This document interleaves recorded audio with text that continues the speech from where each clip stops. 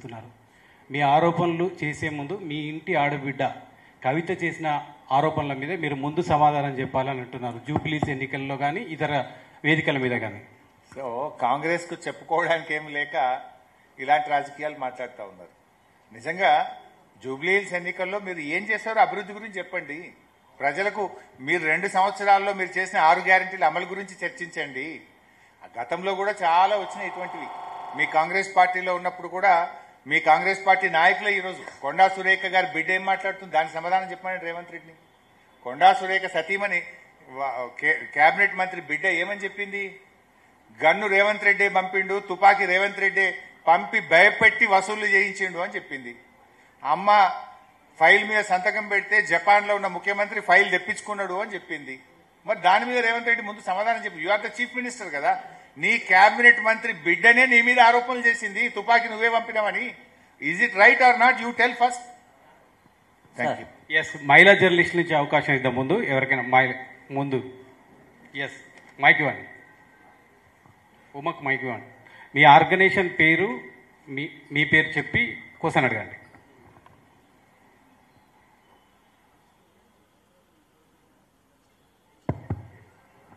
Sir, నా పేరు ఎన్నుమాదేవి, independent journalist. Sir, మా బీఆర్ఎస్లో చాలా కీలకంగా వర్క్ చేసిన మాగంటి గోపి గారికి చాలా ఇష్యూస్ వచ్చాయి. అగర్ మాగంటి సునీత గెలుస్తే నిలదొక్కుంటుంది అంటారా? అక్కడున్న రాజకీయాలు కంపేర్ టు అదర్ నియోజకవర్గం జూబ్లీ హిల్స్ అనేది చాలా టిపికల్. సో ఆ మాగంటి గోపి గారికే పార్టీల పరంగా చాలా ఇబ్బంది అయింది కదా. సో సిచ్యువేషన్ ఎలా ఉండబోతుంది? సిస్టర్, ఇప్పుడు గోపి గారు అద్భుతంగా పనిచేశాడు. 3 సార్లు హ్యాట్రిక్ ఎమ్మెల్యేగా గెలిచాడు. కంటిన్యూస్గా హ్యాట్రిక్ ఎమ్మెల్యే ఆయన మేము ఇప్పుడు ప్రచారానికి వెళ్తుంటే చాలా బస్తీల్లో గోపన్న చాలా మంచోడు, మాకు చాలా సహాయం చేశాడని ఆయన పనితనాన్ని ప్రజలు గుర్తు చేసుకుంటున్నారు. బస్తీల్లో గోపి గారి గురించి వాళ్ళు చెప్పడం జరుగుతూ ఉంది. సో సునీత గారు తప్పకుండా బాగా పనిచేయగలుగుతారు. సునీత గారు ఒక సగటు మహిళగా, ఒక ఇంటి యజమానిరాలిగా మహిళల బాధలను, మహిళల మంచి కష్టాలను బాగా తెలుసుకోగలిగినటువంటి వ్యక్తి.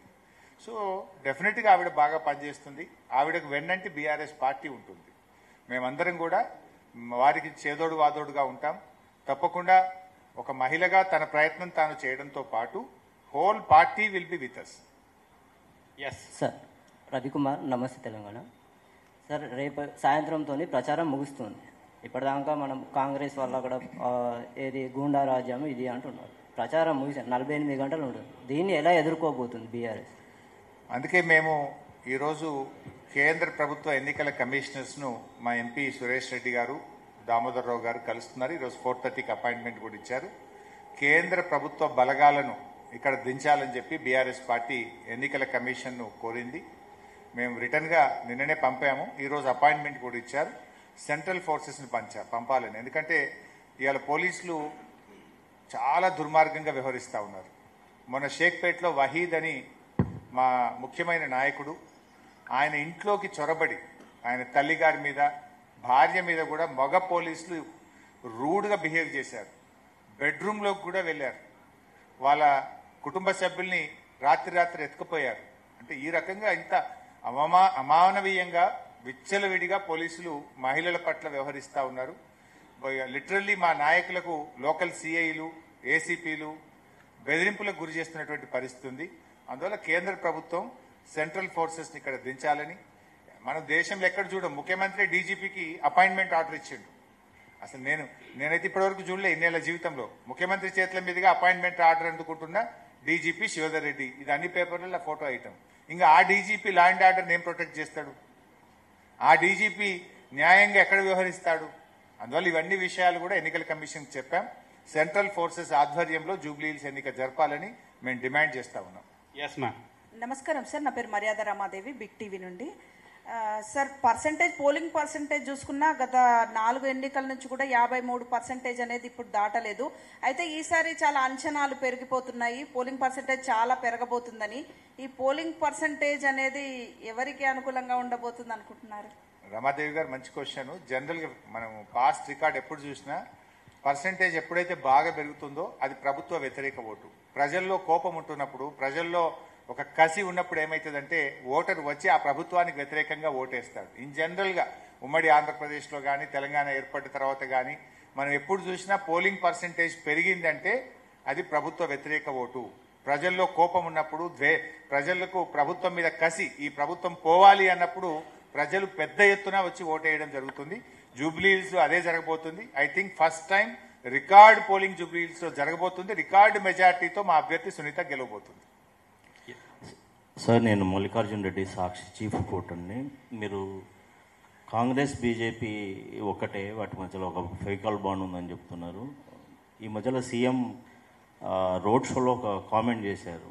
ఏంటి అంటే, కాళేశ్వరం సిబిఐ విచారణకి ఇచ్చినాము, నవంబర్ 11 లోపు వాళ్ళిద్దరు బీజేపీ బీఆర్ఎస్ ఒకటి కాకపోతే ఎఫ్ఐఆర్ నమోదు చేయాలని చెప్పేసి అన్నారు. దీని మీద మీ కామెంట్ ఏంటి?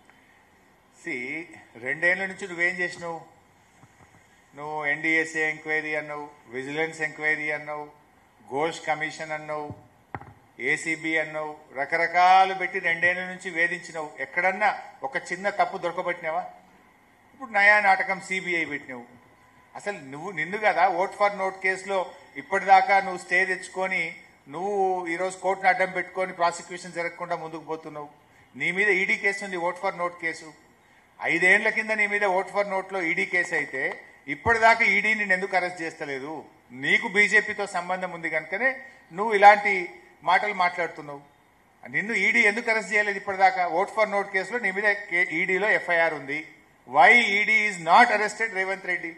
They should answer both Kishan Reddy and Revanth. Rahul garu. Sir, Rahul from the wire. Sir, ఈ ఎలక్షన్స్లో కాంగ్రెస్ అరాచకాలు మితిమీరిపోయినాయని మీరు చెప్తున్నారు. 2023లో ఇదే పరిస్థితిలో అది ఫోన్ ట్యాపింగ్ ద్వారా జరిగిన అరాచకాల కంటే ఎక్కువ ఇవి. ఎందుకంటే అప్పుడు రేవంత్ రెడ్డి లీడర్స్ లైక్ రేవంత్ రెడ్డి, బండి సంజయ్ ఫోన్లు వాళ్ళ ఫ్యామిలీ మెంబర్స్ ఫోన్లే ట్యాప్ అయినాయి. అవి ఇన్వెస్టిగేషన్ ఏజెన్సీస్ రిపోర్ట్స్లోనే తేలింది సార్. అది ఏం తేలలేదు. ఇదంతా కూడా రేవంత్ రెడ్డి ప్రభుత్వం చేస్తున్న ఆరోపణ. ఇప్పుడు అది కోర్టులో ఉంది, న్యాయస్థానంలో ఉంది. నిజంగా జరిగితే బయట పెట్టు, యాక్షన్ తీసుకో. Who is stopping you? Sir, Ramesh Reddy sir, Eenadu Congress ప్రభుత్వం, రేవంత్ రెడ్డి నాయకత్వంలో కాంగ్రెస్ ప్రభుత్వం ఈ ఉప ఎన్నిక రెఫరెండంగా మీరు భావిస్తున్నారు? నిన్ననే మా కేటీఆర్ గారు ఈ ప్రశ్నకు ఆన్సర్ ఇచ్చారు కదా. నమస్తే సార్. సార్, గత ప్రభుత్వం మీ ఆర్గనైజేషన్ పేరు, మీ పేరు చెప్పండి. నా పేరు Bhumeshwar, Andhra Prabha deputy bureau chief. గత ప్రభుత్వంలో తుమ్మిడిహట్టి నిర్మించాలని మీరు ప్రయత్నం చేసినా మహారాష్ట్ర ప్రభుత్వం అంగీకరించలేదు. ప్రస్తుత ప్రభుత్వం 150 మీటర్ల ఎత్తుతో తుమ్మిడిహట్టి నిర్మిస్తాం, సుందిళ్లకు నీటిని తరలిస్తామని చెప్తున్నది. సాధ్యం అవుతుందా? Good question. ఇప్పుడు ఇలా మీ దాంట్లో 2 ఆన్సర్లు ఉన్నాయి. తమ్మిడిహట్టి దగ్గర 150లో కడతాము అంటున్నారు. 150 సరే, అది మహారాష్ట్ర ఒప్పుకుంటుందా ఒప్పుకోదా సెకండరీ. ఒప్పుకున్నదని అనుకుందాం. 150 గట్టి కూడా తీసుకోగలిగిన నీళ్ళు ఎన్ని? 80 టీఎంసీ, 80 టీఎంసీలు మాత్రమే. మనము ఈరోజు కాళేశ్వరం ప్రాజెక్టు ద్వారా వాడుతున్న నీళ్ళు ఎంత? 280 టీఎంసీ, 280 టీఎంసీలు. మరి 80 సరిపోతాయా? అప్పుడైనా కాళేశ్వరం కావాల్సిందే కదా. This is number 1. Number 2, Tummidihatti నుంచి ఏడికి తెస్తామంటున్నారు? సుందిళ్ళ బ్యారేజ్కి తెస్తామంటున్నారు. నువ్వే ఏం చెప్తున్నావు? ఈ బ్యారేజీలన్నీ కూడా కూలిపోతాయి, ఇది టెక్నాలజీ బాగలేదు, ఇదంతా అవినీతి జరిగింది అంటున్నావు. మరి సుందిళ్ళ బ్యారేజ్కు నువ్వు నీళ్లు తెస్తున్నావు అంటే, వెన్ సుందిళ్ళ బ్యారేజ్ ఇంటాక్ట్, దాని అన్నారం ఉన్నట్టే, మేడిగడ్డ ఉన్నట్టే కదా. What's the problem? ఇదంతా నువ్వు రాజకీయం చేస్తున్నట్టు. ఎప్పుడైతే సుందిళ్ళ బ్యారేజ్కు నీళ్లు తెస్తున్నావు అంటే సుందిళ్ళ బ్యారేజ్ వాడతావు, సుందిళ్ళ బ్యారేజ్ దగ్గర బీఆర్ఎస్ ప్రభుత్వం కట్టిన లిఫ్ట్ను వాడి ఎల్లంపల్లికి నీళ్లు తెస్తావు.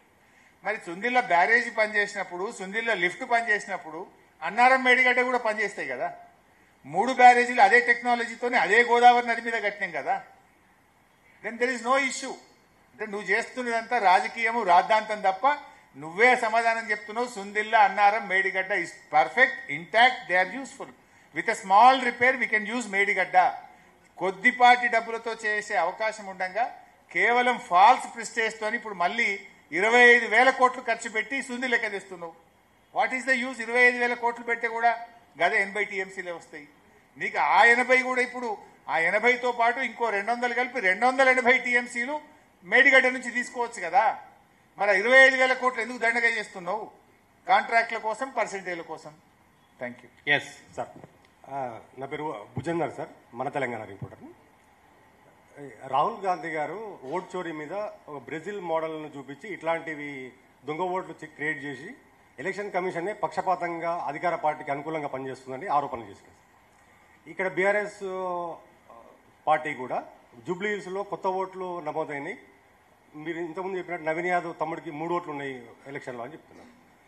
బీఆర్ఎస్ పార్టీ ఎలక్షన్ కమిషన్ అనుకూలంగా ఎలక్షన్ కమిషన్ పారదర్శకంగా పనిచేస్తుందని నమ్ముతుందా సార్? ఇంకో క్వశ్చన్ సార్, ఒకటి ఆన్సర్ చెప్పండి, ఒకటి చాలు. ఎలక్షన్ కమిషన్ పారదర్శకంగా లేదు, రాహుల్ గాంధీ అంతకంటే లేడు. ఇప్పుడు రాహుల్ గాంధీ మరి బీహార్లో ఓటు చోరీ గురించి మాట్లాడితే తెలంగాణ ఓటు చోరీ గురించి నీ అభ్యర్థి తమ్మునికే 3 ఓట్లున్నాయి, దీని సంగతి ఏందని రేవంత్ని అడగాలనా వద్దా?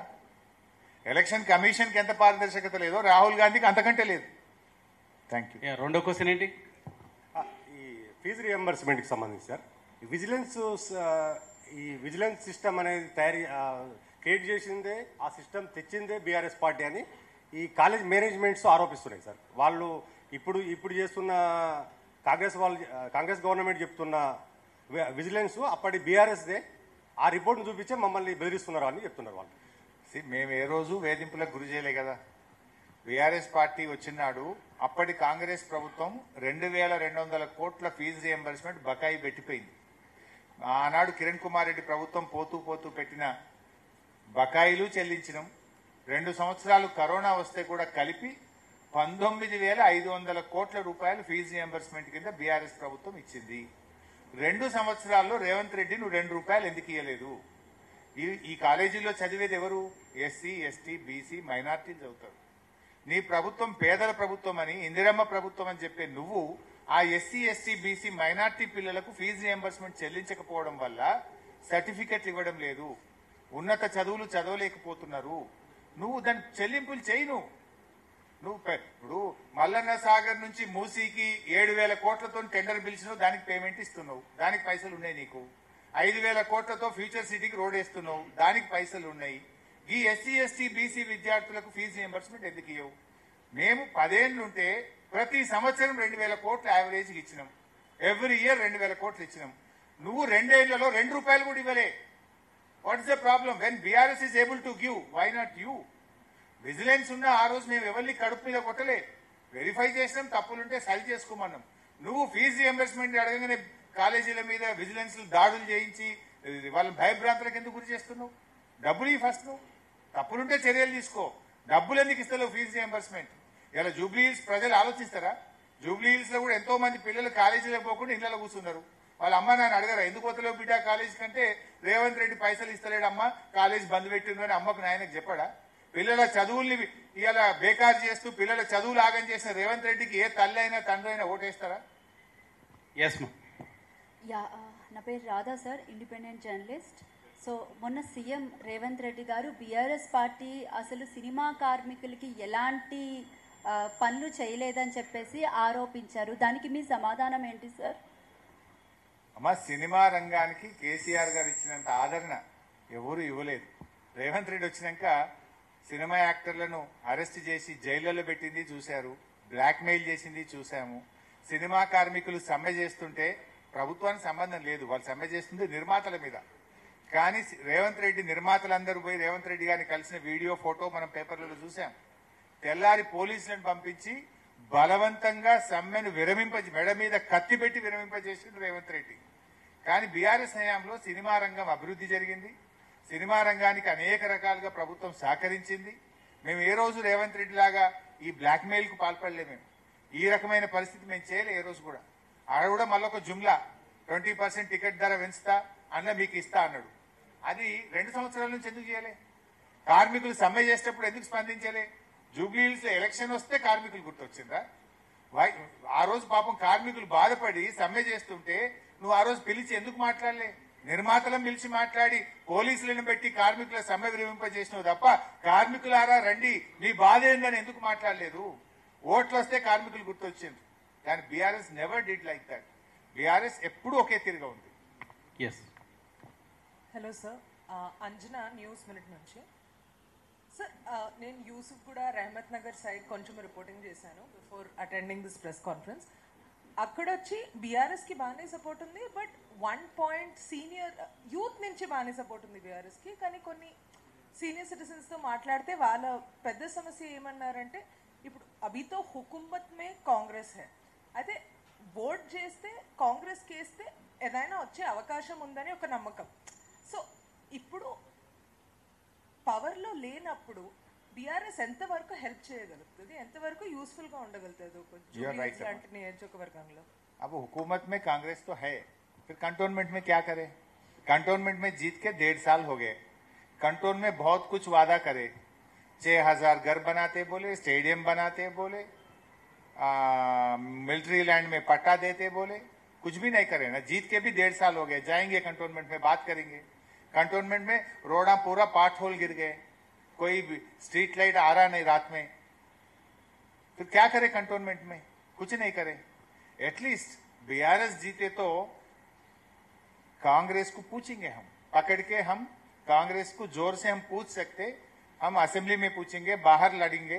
देखिए परसों बस्ती दवाखाना गए हम पूरे, जब तक 5 महीने से बस्ती दवाखाने में डॉक्टर का, स्टाफ नर्स का तनख्वाह नहीं है, दवा नहीं था. जब बीआरएस जाके बस्ती दवाखाना विजिट करके गला पकड़ के पूछे, सैलरी आ गया, दवा भी आ गया. तब तक टिम्स का कोई काम ही नहीं हो रहा था. जब बीआरएस एलबी नगर टिम्स जाके क्यों नहीं चल रहा 2 साल से बोले, तो इमीडिएटली टिम्स के पास हेल्थ सेक्रेटरी भागना शुरू करे, इंजीनियर्स भागना शुरू करे, हम करेंगे बोल के बोल रहे. बोलता बीआरएस का आवाज तेलंगाना को डेवलप कर सकता. ये जो गुंडागर्दी कर रहे, ये लोग जो हाइड्रा बोल के घरा गिरा रहे, बीआरएस जाके उसको रोक रहे, हाइड्रा के खिलाफ लड़ रहे बीआरएस पार्टी. कल जुबली हिल्स बस्तियों में फिर हाइड्रा लगाएंगे ये लोग. जीते तो क्या बोलते? अब हम हाइड्रा लगा के घर गिराने के बाद भी हमारा जुबली हिल्स में जिताए, और घर तोड़ेंगे और घर को गिरा देंगे बोलते. हैदराबाद में एक घर बना है क्या रेवंत रेड्डी? 2 साल में एक घर भी रेवंत रेड्डी नहीं बनाए. केसीआर साहब ने 1 लाख डबल बेडरूम घर बना के गरीब लोगों को बगैर 1 रुपया दिए, लेकिन रेवंत रेड्डी ने 1 लाख घर गिरा दिया है. बनाए सो पार्टी बीआरएस है, गिराए सो पार्टी कांग्रेस है. अब कौन जीतना आप सोचो. Sir Kiran sir, T news. Sir, ఈ సమ్మక్క సారక్క ప్రాజెక్ట్ కనుక పూర్తయితే కాళేశ్వరం ప్రాజెక్టును నిర్వీర్యం చేసే కుట్ర జరుగుతుంది. అది ఫుల్ లెవెల్ ట్యాంక్ కనుక వచ్చినట్లయితే ఖచ్చితంగా మేడిగడ్డ మునిగిపోతుందని నిపుణులు మాట్లాడుతున్నారు. మీరేం చెప్తారు సార్ దాని మీద? కాంగ్రెస్ పార్టీ ఎట్లా తయారైందంటే, కేసీఆర్ కు పేరు రావద్దు, బీఆర్ఎస్ కు పేరు రావద్దని క్రూరంగా వ్యవహరిస్తూ ఉంది. ప్రభుత్వాలు మారుతాయి, పార్టీలు మారుతాయి, కానీ ఏ ప్రభుత్వం వచ్చినా బాధ్యతాయుతంగా పనిచేయాలి. సపోజ్ మేము వచ్చినాం, వైఎస్ రాజశేఖర రెడ్డి గారు ఫీజు రియంబర్స్మెంట్ స్కీమ్ పెడితే we continued as it is. YS Rajasekhara Reddy గారు ఆరోగ్యశ్రీ పథకం పెడితే 2 lakhs ను 5 lakhs కు పెంచి we continued as it is. YS Rajasekhara Reddy గారు 108 స్కీమ్ పెడితే we continued as it is. So some schemes good for the society, good for the people. Government మారినా కూడా దాన్ని కంటిన్యూ చేయాల్సిన విజ్ఞత ఉండాలి. రేవంత్ రెడ్డికి ఆ విజ్ఞత లేదు. రేవంత్ రెడ్డి ఎంతసేపు ఏదో ఒక రకంగా, ఇప్పుడు mission Bhagiratha, one of the best scheme in the country. We have become a model to the whole country. Country has learn from Telangana. Many state secretaries, ministers, all the way they came to Telangana. They saw the project and they seek the guidance. So ఈరోజు mission Bhagiratha పరిస్థితి ఏంటంటే, maintenance డబ్బులు ఇస్తలేదు, దాన్ని fail చేసే ప్రయత్నం చేస్తాం. ప్రతి ఇంటికి మంచినీళ్ళు ఇచ్చి దేశానికి రోల్ మోడల్గా మిలిచిన మిషన్ భగీరథను మెయింటెనెన్స్ డబ్బులు ఇయ్యక 8 నెలలు 10 నెలల నుంచి అక్కడ కార్మికులకు జీతాలు రాక, మిషన్ భగీరథలో ఇలా నీళ్లు రావట్లేదు, ప్యూరిఫికేషన్ జరగడం లేదు, దాన్ని ఫెయిల్ చేస్తుండు. ఎవరైనా బుద్ధున్నోడు చేస్తాడా పని? అన్ని వేల కోట్లు పెట్టి కోట్ల మంది ప్రజలకు ప్రతిరోజు స్వచ్ఛమైన శుద్ధి చేసిన త్రాగునీరు 4 ఏళ్ళు ఇచ్చినాం మేము దాన్ని 4 to 5 years రన్ చేసినాం, సక్సెస్ఫుల్ గా ప్రజలకు నీళ్ళు ఇచ్చినాం. నువ్వు రాగానే ఎందుకు ప్రాబ్లం వస్తుంది? ఇంటెన్షనల్లీ దాన్ని నువ్వు ఫెయిల్ చేసే ప్రయత్నం చేస్తున్నావు. ఇంటెన్షనల్లీ కేసీఆర్ గారు ప్రభుత్వం కట్టిన కాళేశ్వరంను ఇప్పుడు ఇందాక చెప్పిన సుందిల్లా పనికి వస్తుందంటే మేడిగడ్డ పనికి రాదా మరి? సో అట్లా ఇంటెన్షనల్ గా దెబ్బతీస్తున్నాడు. ఇది రాష్ట్ర ప్రగతికి విఘాతం కలిగించే చర్యలు విఘ్నులైన రాష్ట్ర ప్రజలు అన్ని గమనిస్తున్నారు. సార్, నా పేరు సవీన్, స్వతంత్ర టీవీ. ప్రధానంగా రాష్ట్రంలో ఎప్పుడు ఉప ఎన్నికలు వచ్చినా బీఆర్ఎస్ పార్టీ పైన ఒక విమర్శ, ఉప ఎన్నికల్లో అభ్యర్థిని నిలబెట్టకుండా ఏకగ్రీవం చేసే సాంప్రదాయానికి బ్రేక్ వేసింది బీఆర్ఎస్ పార్టీ అనేది ఇప్పుడు సీఎం కూడా ఇదే అంశాన్ని జూబ్లీహిల్స్ ఉప ఎన్నికల్లో ప్రస్తావిస్తున్నారు. దీనిపై ఏం చెప్పారు? అవునబ్బా, నీకు అంత విఘ్నత ఉంటే నువ్వు పెట్టకుండా ఉండాల్సింది. నిన్ను ఎవరు పెట్టమన్నారు? నీకు అంత విఘ్నత ఉంటే, నీకు అంత సోయి ఉంటే నువ్వు పెట్టకుండా ఉండి అప్పుడు నువ్వు మాట్లాడాలి. నువ్వెందుకు పెట్టినావు మరి ఇప్పుడు? Sharif sir, Sharif sir V6 నుంచి. ఇప్పుడు ఓట్ల కోసమే కాంగ్రెస్ నేతలు జూబ్లీహిల్స్కి వెళ్తున్నారని చెప్పి మీరు స్టేట్మెంట్ ఇస్తున్నారు. కాంగ్రెస్ మాత్రం చెప్తోంది మాగంటి గోపీనాథ్ ఆ పార్టీకి సంబంధించినటువంటి శాసనసభ్యుడు చనిపోతే అసెంబ్లీలో సంతాప సభ పెడితే ఆ పార్టీ అధినేతగా కేసీఆర్ రాలేదు. ఇప్పుడు ఓట్ల కోసం కేటీఆర్ మాగంటి సునీతను ఇబ్బందులు పెడుతున్నాడు అని చెప్పి కాంగ్రెస్ అంటోంది. దీనికి మీ కామెంట్? మేము ఆ కుటుంబానికి అండగా నిలబడ్డాము. ఆ కుటుంబాన్ని ఇవాళ పాపం దురదృష్టవశాత్తు గోపి గారు చనిపోతే I'm the first person to reach the hospital. Within half an hour reach అయ్యాం. కేటీఆర్ గారు ఆల్ ద వే విదేశాల్లో ఉంటే పర్యటన రద్దు చేసుకొని all the way he came to India. మొత్తం అంత్యక్రియలు జరిగే వరకు మేము భుజాన గోపి గారి పాడే మోసి గౌరవప్రదంగా ఆ కుటుంబానికి అండగా నిలబడ్డది బీఆర్ఎస్. ఇవాళ అమ్మాయిని నిలబెట్టి ఆ అమ్మాయి గెలుపును భుజాన వేసుకొని గెలిపిస్తున్నది బీఆర్ఎస్ పార్టీ. కానీ రేవంత్ రెడ్డి ఏం చేస్తుండు? ఆ అమ్మాయిని వేధిస్తున్నాడు. అమ్మాయి పిల్లల్ని గోపి గారి పిల్లల మీద కేసు పెట్టి వేధిస్తున్నాడు. 14 మంది మంత్రులను పెట్టి ఆ కుటుంబం మీద ఇష్టరాజ్యాలు మాట్లాడుతున్నాడు. ఆ అమ్మాయి కన్నీళ్లు పెట్టుకుంటే, భర్త చనిపోయి కన్నీళ్లు పెట్టుకుంటే ఆ కన్నీళ్లను కూడా రాజకీయం చేసినావు కదా రేవంత్ రెడ్డి. పొన్నం ప్రభాకర్ మాట్లాడుతున్నాడు, ఏడిస్తే కూడా ఏడుపును కూడా రాజకీయం చేస్తావా నువ్వు? ఇంతకంటే ఇంత ఇన్హ్యూమన్ గా ఉంటావు ఎవరన్నా?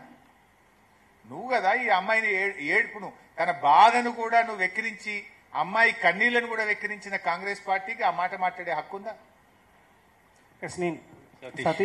Satish NTV reporter. Sir, Congress ప్రభుత్వం చెప్తుంది మేము 2 సంవత్సరాలు కూడా పూర్తి కాలేదు, కానీ అప్పుడే అన్ని చెప్పినటువంటి హామీలు పూర్తి చేయాలి, బకాయి కార్డు కావాలని రాజకీయం చేస్తుంది బీఆర్ఎస్. గతంలో వాళ్ళు చెప్పిన హామీలను 10 సంవత్సరాలైనా పూర్తి చేయలేదు. మేము 2 సంవత్సరాలు ఎలా చేస్తాం, భవిష్యత్తులో చేస్తామని చెప్తున్నారు. మీరే కదా గ్యారంటీ కార్డు ఇచ్చింది. గ్యారంటీ కార్డును భద్రంగా పెట్టుకోండి అని బాండ్ పేపర్ని ఇంటింటికి పంపి 100 రోజుల్లో 6 గ్యారంటీలు అమలు చేస్తాం, 100 days అని మీరు చెప్పారు. మొదటి సంతకంతో రుణమాఫీ చేస్తామని మీరు చెప్పారు. గ్యారంటీకి మొదటి అసెంబ్లీలో చట్టబద్ధత తెస్తామని మీరు చెప్పారు. మీరు చెప్పిందే మేము అడుగుతున్నాం తప్ప కొత్తగా ఏం అడుగుతలేము. 100 రోజులు కాదు 700 రోజులైంది రేవంత్ రెడ్డి, నీ సంగతి ఏందని అడుగుతున్నాం మేము. What is wrong in that? మేము ఎన్నికల్లో హామీ ఇవ్వకపోయినా రైతు బంధు పథకం తెచ్చాం. ఎన్నికల్లో హామీ ఇవ్వకపోయినా కళ్యాణ లక్ష్మి షాదీ ముబారక్ పథకం తెచ్చాం. ఎన్నికల్లో హామీ ఇవ్వకపోయినా కేసీఆర్ కిట్, న్యూట్రిషన్ కిట్ పథకం తెచ్చాం. ఎలక్షన్ లో చెప్పకపోయినా ఎన్నో స్కీమ్స్ తెచ్చింది బీఆర్ఎస్ ప్రభుత్వం. కానీ నువ్వు చెప్పినవి కూడా అమలు చేస్తలేవని ప్రశ్నించడం ప్రధాన ప్రతిపక్షంగా మా బాధ్యత. ఇప్పుడు మేము అడగకపోతే తప్పు, కానీ మేము అడిగితే తప్పు కాదు. As opposition it is our responsibility. ప్రజలు మాకు ఇచ్చిన బాధ్యతనే, ఈ ప్రభుత్వం ఇచ్చిన హామీలు అమలయ్యేటట్టుగా చూడాల్సిన బాధ్యతలో ప్రజలు మమ్మల్ని కూర్చోబెట్టారు. సో వీఆర్ ఆస్కింగ్, నువ్వు 100 రోజులు ఇస్తానో ఏమైందని అడుగుతున్నాం. అసలు రేవంత్ రెడ్డి వచ్చినాక ఎన్ని ధరలు పెంచిండు బైసాబ్? బీర్ ధరలు పెంచిండు, విస్కీ ధరలు పెంచిండు, రోడ్ ట్యాక్స్, మోటార్ సైకిల్ కొనుక్కుంటే లైఫ్ ట్యాక్స్, రోడ్ ట్యాక్స్ పెంచిండు. అదేవిధంగా విత్తనాల ధరలు పెంచిండు, బస్ టికెట్ల ధరలు పెంచిండు, మెట్రో రైలు పెంచిండు. పెంచుడు దంచుడు, ధరలు పెంచుడు, కమిషన్లు దంచుడు. ఇంతకు మించి నువ్వు ఏం చేసినావే రేవంత్ రెడ్డి? సూరజ్ సార్ నమస్తే, నా పేరు సూరజ్, టీ న్యూస్ నుంచి. అంటే మీరు ఆర్థిక శాఖ మంత్రిగా పనిచేసారు. ప్రస్తుతం కాంగ్రెస్ అవలంబిస్తున్న ఆర్థిక విధానాలు పూర్తిగా ఫెయిల్యూర్గా ఉన్నాయి. రాష్ట్రాన్ని ఆర్థిక పురోభివృద్ధిలో నడిపించడంలో కాంగ్రెస్ వైఫల్యాన్ని ఎట్లా చూస్తున్నారు? అసలు వాళ్ళు ఎన్నో హామీలు ఇచ్చి పథకాలన్నీ అమలు చేయకపోవడానికి వాళ్ళ ఖజానా దగ్గర నిధి లేదు. దీన్ని అంతా మీరు ఎట్లా చూస్తున్నారు? మీరు కూడా ఆర్థిక శాఖ మంత్రిగా అప్పుడు ఎఫిషియెంట్గా పనిచేసారు, ఎన్నో స్కీమ్లు అమలు చేసారు, ఎన్నో సంక్షేమ పథకాలు, అభివృద్ధి పథకాలు కూడా ముందుకు పోయినాయి. వాళ్ళు ఏం లేకుండానే 2,08,000 కోట్లు అప్లై అయ్యాయి. Good question. ఇప్పుడు ఫస్ట్ ఆఫ్ ఆల్ 2 జరుగుతున్నాయి ఇక్కడ. ఒకటి, ప్రభుత్వం యొక్క విధానాల వల్ల రాష్ట్ర ఆదాయ వృద్ధి రేటు పడిపోయింది. బీఆర్ఎస్ ఉన్నప్పుడు SOTR, state own tax revenue, SOTR ఇండియాలో టాప్. హైయెస్ట్ SOTR ఏ రాష్ట్రం సాధించిందంటే తెలంగాణ సాధించింది. Because of the policies of KCR గారు ప్రభుత్వం అవలంబించిన విధానాల వల్ల, పాజిటివ్ యాటిట్యూడ్ వల్ల స్టాంప్స్ అండ్ రిజిస్ట్రేషన్ కానీ, GST కానీ, రోడ్ ట్యాక్స్ కానీ, మైనింగ్ కానీ ఆదాయం వృద్ధి రేటు దాదాపు 12% పైగా ఉండేది. రేవంత్ రెడ్డి వచ్చి హైడ్రా ఈ పర్సంటేజీలు కమిషన్లు పర్మిషన్లు ఆపడము ఈ వీళ్ళు అవలంబించిన విధానాల వల్ల ఏమైంది? రెవెన్యూ పడిపోయింది, రాష్ట్ర ప్రభుత్వ ఆదాయం తగ్గింది. నంబర్ 1.